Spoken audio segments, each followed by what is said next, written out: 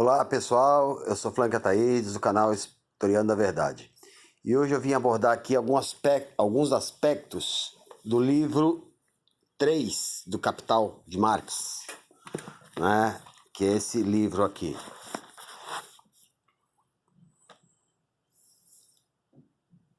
Né? Um pouco mais de 800 folhas, né?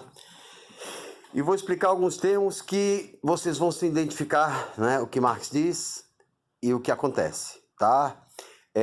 Marx vai dizer nesse livro das contramedidas que o capital toma quando ele vai perdendo lucro. A lucratividade vai caindo, não é? E aí o capitalismo vai agir de uma forma, né? O dono do capital vai agir de uma forma a se manter, né, essa taxa de lucro. Né? Então, quais seriam as medidas para Marx? Marx diz que o capitalista ele vai intensificar, né? Vai intensificar o excesso de trabalho. Né? Ele vai jogar mais trabalho no trabalhador para que, né, ele obtenha mais lucro. Né? Vamos pegar um exemplo aqui, na Cosipa depois de privatizada, na Cosipa em Cubatão. O caldeireiro passa a ser caldeireiro, mecânico, ou vou pegar um motorista. O motorista de ônibus antigamente tinha cobrador, agora é só motorista. Né? Então ele vai intensificar o trabalho de uma pessoa ou de várias pessoas para poder obter mais lucro. Então tira-se o cobrador, deixa-se só o motorista. Né? Isso se chama intensificação do excesso de trabalho. Tá? Isso Marx previu já no Capital, livro 3, né? Em 1857. Outra tendência, o rebaixamento de salários. Tá? O rebaixamento de salários se dá como? Né? Ele vai se dar de uma forma como acontece hoje no Brasil. O Brasil tem uma superpopulação urbana, por quê? Porque muitos fogem do campo porque não se há reforma agrária. Não é? Eu falei já em outras gravações que nós temos hoje uma área para reforma agrária do tamanho do estado do Paraná. E se fosse feito essa reforma agrária, obviamente, milhões iriam migrar para o campo, iria faltar mão de obra e, contanto, o preço do salário sobe. E isso eles não querem. Por isso não há também a reforma agrária. Porque o campo ganha, não é? Porque ele fica, os grandes patrões do campo dominam, e nas cidades também pela demanda de grande quantidade de mão de obra, né?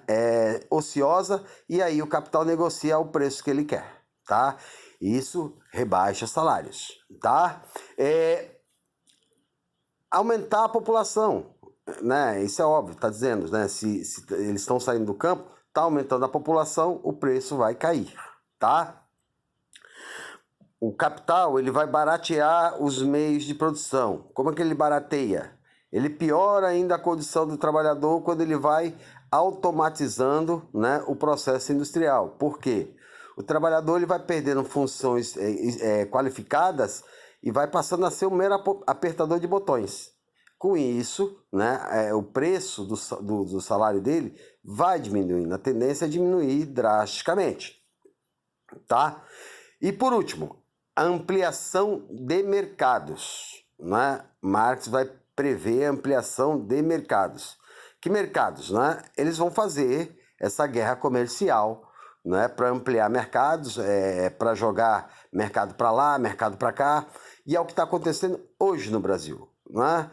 Porque os Estados Unidos se aproximou tanto do presidente da República atual, porque ele há uma necessidade da indústria, a indústria dos Estados Unidos está com dificuldades de exportação, de movimentação, então ele precisa destruir a indústria brasileira para poder vender o que nós não podemos mais produzir para nós. Né? Ou então fazer o que vai fazer agora, não é? Que é o que o Brasil produz, os Estados Unidos compra e revende. Por quê? Porque o presidente está fazendo uma guerra contra o mundo, né, por motivos ideológicos. Né? Então, isso gera o quê? Gera o empobrecimento de uma nação e o enriquecimento de outra.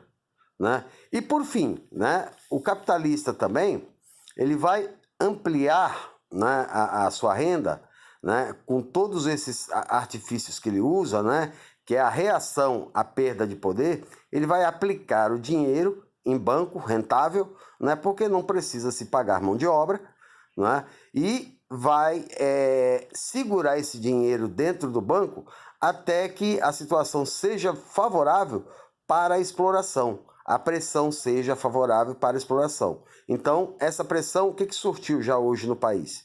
O ano passado, a reforma trabalhista, né? Uma exigência do capitalista para quê? Baratear os custos de produção. A terceirização da atividade, né? Que antigamente, antes a terceirização só se dava, por exemplo, na limpeza, né? Se dava na coleta de produtos de lixo, né? Agora a terceirização ela parte desde a produção dentro da fábrica. Tá? Por quê? Porque o capitalista vem segurando dinheiro, aplica no rentismo, não é? Para poder fazer pressão, não tem emprego, está em recessão, então vai se tirando dinheiro, direitos da classe trabalhadora. Marx prevê tudo isso no Capital, volume 3, não é? Em que acontece com o capital. Tá? Esse programa ele tem que ser dividido em 2 ou 3, tá? Porque aí vem uma coisa que Marx não previu, mas que Lenin vai prever, a questão da guerra, né? Lenin e Noam Chomsky, esse homem aqui, quem são os mandarins, tá? Quem manda no mundo, que é a guerra. A guerra é um fenômeno de quê? De obter novas matérias-primas, né? Ou se faz a guerra para o país que está que o capitalista quer mais dinheiro, ele possa obter mais, porque a guerra não é um acidente de percurso, a guerra é uma coisa planejada, tá? Eu vou explicar a guerra do Vietnã, a guerra do Iraque, né? O porquê ocorreu a guerra do Iraque, né? O porquê ocorreu a Primeira e a Segunda Guerra. Tudo está em função de dinheiro e tudo está previsto nos livros de Marx, né? Capital 1, 2 e 3, né? Que é crítica, Capital crítica ao sistema econômico, tá? De Karl Marx.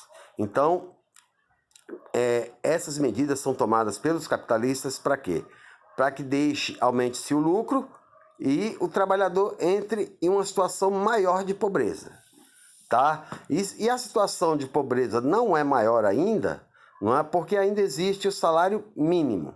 Não se pode pagar menos do que o salário mínimo, embora eu já tenha falado na live anterior, né, que hoje, né, o ano passado, 44 milhões de brasileiros recebiam menos do que um salário mínimo em plena atividade laboral. Ok, pessoal? É só uma dica do livro de Karl Marx, volume 3, né, que ele fala sobre quando o capitalismo entra em crise, as medidas que eles tomam para poder manter a sua lucratividade. Né? Eles não aceitam perder lucro, então eles tiram o lucro, né, do sangue, do suor da classe trabalhadora. Ok? Quem gostou, deixa o like, né? Assine o canal, a gente agradece, tá? E da próxima eu vou explicar a guerra, né, na visão de Lenin, porque Marx não tinha condições de prever, afinal de contas ele morreu em 1883 e as guerras mais sistêmicas ocorreram já no século XX, ok? Um abraço.